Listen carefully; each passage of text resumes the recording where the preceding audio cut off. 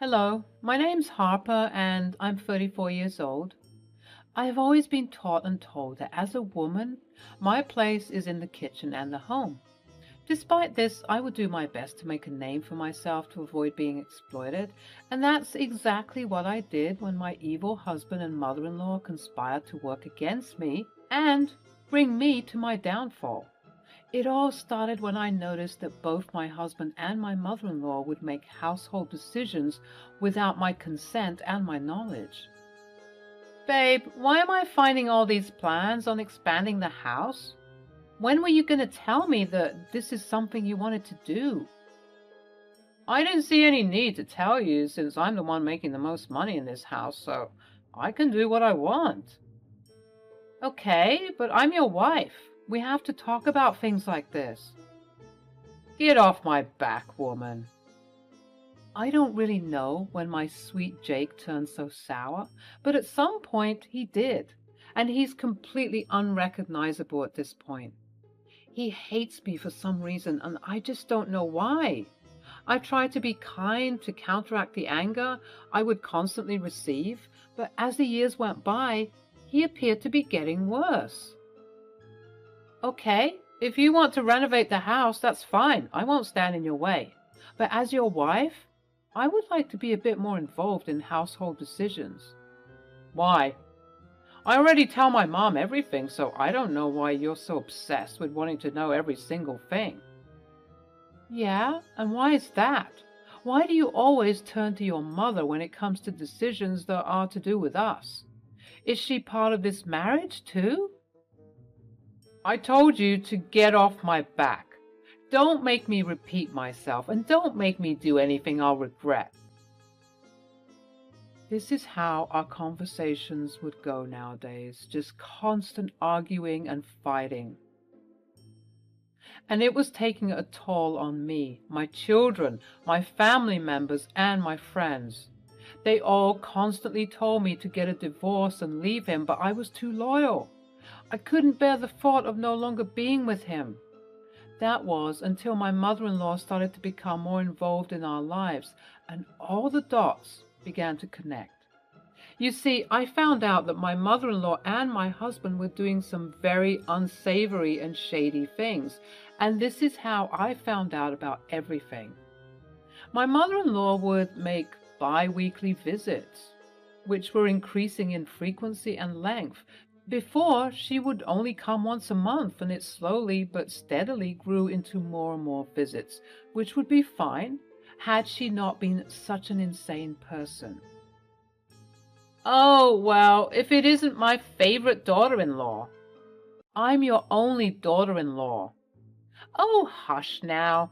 Can't you let me compliment you in peace? It's no wonder why your husband is always coming to me. You're such a bore. Might I ask what brings you here today? Well, if you must know, I'm here to do some work with my son. Nothing of your concern. If it has anything to do with the household funds that I constantly see depleting, then it is my concern. How dare you accuse me of doing something like that? Stealing? How dare you? Jake will have your head on a platter if I tell him what you just insinuated. I didn't insinuate anything. Perhaps it's your guilty conscience seeping through? Mirabelle stormed off, as mad as can be. I suspected that she was going to complain to her son, but at that point, I didn't care. I had gotten so emotionally detached and distant from this entire situation that I didn't care about the various threats that were constantly hurtled my way. I just did my best to avoid them at all times. That was until I received something suspicious in my email. It read, "Hey Mom, please remember to get the correct details for Code Harper. We can't let this plan fail. You've put too much effort and care into ensuring that everything works out smoothly for us. I can't wait for everything to go down. We're gonna be rich. Love you loads, Jake." I was confused. We're gonna be rich? Code Harper? What did all this mean? And why was I part of this plan without actually being informed about anything? After much thought and deliberation, I thought that I should respond to the email. Hey Jake, it appears as though I've been attached to this thread. Please kindly explain to me what is going on. Much love, Harper. After sending the email, Jake decided to call me. I was so shocked by the angry tone in his voice. Hell, ignore what you just saw. It has nothing to do with you. Well, clearly something is going on if you're using my name in your business meetings with your mother. Harper is a common name. Grow up and mind your own business before I do something I regret. What are you going to do, Jake? Huh? Tell me, what are you planning on doing that you're going to regret later? You know, Harper, I don't get angry much, but this time you've done it. I'll see you when I get home. He hung up the phone, and I began to get scared. What were these two planning? And why was he being so angry and secretive about everything? Due to his threats, I felt extremely unsafe in the household, so I packed some bags and decided to stay in a hotel for the time being. I couldn't afford to keep spiking my anxiety up because I was constantly in contact with two devils. Once I arrived in the hotel room, I decided to call my friend Ben. Ben and I had been childhood friends, and I knew that he would help me during this stressful and troubling time. Ben arrived soon after I called him. Hey, I'm so sorry once again for what happened. Yeah, well, I guess it's just part of the marriage package. Let me show you what the email said. Maybe you can help me out.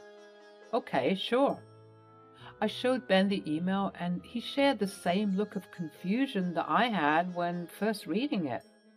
Ben pondered some more and more, and finally he said, "We need to get inside their heads and figure out what they're doing. I don't know, but something about this seems fishy. We gotta find out what they're hiding. And since they don't want to be forthcoming with you, we have to look for other means of acquiring information." Like what? Like checking the account funds and balances. Have you noticed anything recently? Yes. The household funds from the joint bank accounts are steadily decreasing. I ask about it, but you know how Jake and Mirabelle are. Okay, then let's start there. It should be noted that Ben is extremely tech-savvy. He's the type of person who can hack into databases if he really wanted to, and his skills were shining during our sleuthing. Once I opened up the bank accounts and bank books for Ben to see, he began his work, searching and scouring for any discrepancies, and after several hours of us deliberating and wondering what was going on, we reached a breakthrough. But it was definitely something that we weren't prepared for. It turns out that my lovely husband and mother-in-law were participating in some shady deals to incur more money. This was a hypothesis, but all of our doubts were confirmed when Ben managed to log into my husband's email account and see all of the evidence there for ourselves. Lengthy email chains between Jake and Mirabelle. They were embezzling funds from my husband's company. And that's not all. The gag is that they were going to incriminate me and make it seem like I was the one doing all of this. That's what Code Harper is. It's when they plan to unleash their gruesome attack and make you take the fall for everything. Yes, exactly. Jake would transfer the embezzled funds into the joint bank account and then use that money to make it seem like I was the one doing it. This is honestly a new level of sickness. Why would anyone do something like that? I honestly don't know. I began to break down and sob, but Ben promptly stopped me. No, Harper, this isn't the time to cry. Your life is about to be ruined if we don't do something to stop them. Thank God we now know this information, but now we got to do something about it before it's too late. You're right, but what? What can I do to stop this? I don't know. Let's think. It would be easy to go to the police with all of this information, but honestly, I needed more to satiate the bubbling rage that was in my core. I had to get back at these clowns, and I had to hit them where it hurt. And that's when I got the idea. Okay, I think I got something. Okay, let's hear it. So, we know that these two love money, right? I mean, that's why they're doing all this stuff, right? So, get more money. What if I came to Jake with a business proposal that he couldn't refuse? And what if you disguise yourself as the ringleader of this fake, shady business so that we can catch them red-handed? That's a brilliant idea. Let's put that to work. After ironing out the details and realizing that time is of the essence, I called Jake to put the plan into action. Where are you? You decided to run away from the consequences? Come back home at once. I didn't run from anything. Actually, I left home because I had to tend to a very important business meeting, a business that you'd be interested in. What kind of business? Oh, it's a special kind, one that you might like. I briefly told him some details of this fake business, doing my best not to disclose everything, but making it sound interesting enough so that his ears would perk up. Ben had informed me of the type of lingo that needed to be used to ensure that Jake suspects that the business is shady, and since we've learned that he's into the shady business, he would most likely accept this business deal. Sounds interesting. So you're saying that all I have to do is invest some funds and then the returns would be at a higher rate? Yes, Jake, it's that simple. How much is needed? We have to invest a total of $30,000, but we can do it in installments if you'd like. I'll get back to you. In the background of the call, I heard him talking to Mirabelle about everything, letting her know what I said and debating on whether or not they should do the deal. Mirabelle sounded excited from the little that I heard, and it was confirmed because what Jake said next was shocking. Okay, so we're going to do this, and I'm going to send the full $30,000 so that we can do this quickly. When it comes to these details, time is of the essence. We don't have time to dilly-dally. Okay, which account will you use? I'll send it to the joint bank account, of course. Okay, sure thing. We ended the call, and later on in the evening, Ben and I received an email on Jake's account, and it read, "Just sent the $30,000 to the joint bank account. It's like she's putting her nail in her coffin. This is going to be way too easy. She'll go down for our crimes, and we run with the money." Seeing those messages hurt me a lot. After everything, this man wanted to scam me like this. The good thing is, Ben was recording everything, even the phone call that we had with Jake, so that we could build a solid case against them. I'm so sorry for everything, Harper. This man doesn't deserve you. I hope you find someone better. Me too. The next morning, Ben returned to my hotel room so that we could continue investigating and building our case against Jake and Mirabelle. Not only did I want them to go down for their crimes, I felt like I needed to be compensated for the time that was wasted in our horrendous marriage. I was going to take everything from this man. So I also collated as much evidence and information regarding emotional and mental abuse that I've endured for these years. I was going to make sure that he lives a miserable life alongside his mother. Ben was helping me out so much, and I was so appreciative of everything that he was doing for me. He did make me happy, and sometimes I wondered why I didn't marry him instead. Why are you staring at me like that? No reason. Sorry. No, it's quite all right. Let's get back to work, though. We continued working, and we were finding breakthrough after breakthrough, cementing the plan on how Jake and Mirabelle were going to get caught. I wanted the whole ordeal to be public and messy. I wanted to ruin these people's lives the same way they wanted to ruin mine. It was insane to think that such a thing could happen.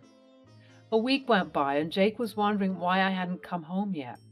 But I was reducing as much contact with him as possible because I knew very soon that he would be behind bars for a very long time. At last, I contacted Jake to initiate the plan that Ben and I had been working on for the past week. And things were falling into place. I invited Mirabelle and Jake to a pretty crowded cafe, and once they arrived, The plan was set in motion, and I hit record on my voice recorder that was concealed. So glad that you two came. Just cut to the chase. We all shouldn't be out here so publicly. Why did you suggest this busy cafe anyways? I'm getting nervous.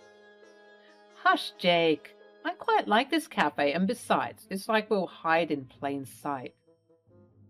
Fine. It's about time you called us and informed us about the business deal we talked about. What took you so long, and why haven't you been home? Yeah, I've been busy ironing out the details of this deal, honey. Wouldn't you want everything to be precise and meticulous? Trust me. Fine, whatever. But when is our money going to come back to us? Soon, don't worry. But first, I would like to know something. Where did you get all that money? What? What are you saying? The $30,000 that you sent into the account. Where did you get that? Does it matter where I got it? Aren't you also going to use the money as well? Answer my question, Jake. Why are you interrogating him so much? This is why we don't involve you in our plans, because you have a big fat mouth. You think I don't know the truth? Do you think I don't know just how disgusting and slimy you two are? I know everything. I know that you are embezzling funds from your company. How dare you accuse me of doing such a thing? I would never, and even if I did, you don't have any proof. I decided to make a calculated decision, and I said, You're right.